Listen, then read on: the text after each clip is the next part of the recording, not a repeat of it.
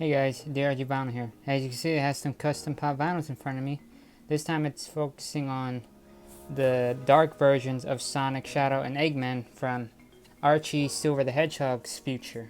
Well, before the Genesis Wave and the Super Genesis Wave happened, where it was Dark Mobius, where we didn't see these forms except for Shadow. These are pre-late Sonic, pre-late Shadow, and pre-late Eggman.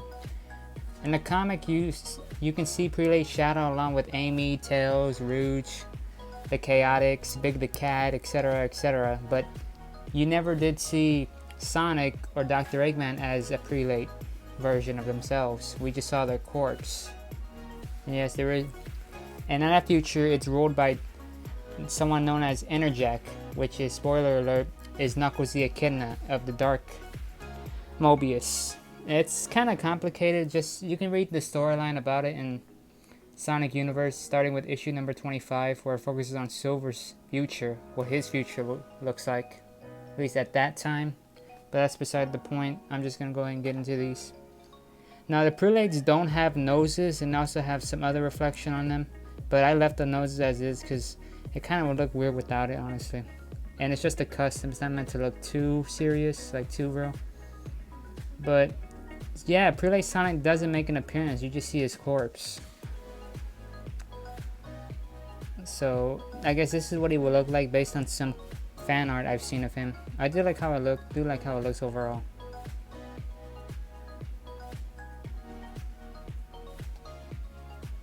And here's prelate Shadow. Now you do see prelate Shadow in the comic. This is basically what he looks like, minus the nose. Everything on his chest fur is red. His bracelets are, his wrist inhibitor rings are red. This part right here is red. I don't think underneath is red. His eyes are red. Of course, the highlights on his head are red as well. But I like how he looks overall. There's a lot of characters that have been turned to prelates. And here's Dr. Eggman. You don't see him in the comic as this form. You just see his corpse, just like with Sonic and many more characters. But this is just some comic book, some fan art I saw. It was mainly sketches, so I just kind of went off the color scheme. In the comics, he has more of an orange appearance rather than a brown, at least in the Archie comic books.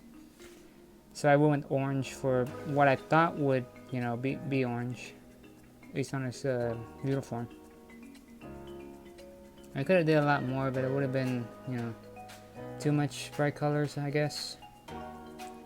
I did take him apart, as you can see right here. His mustache is starting to come off. I did have to take these apart, but I like how they look overall.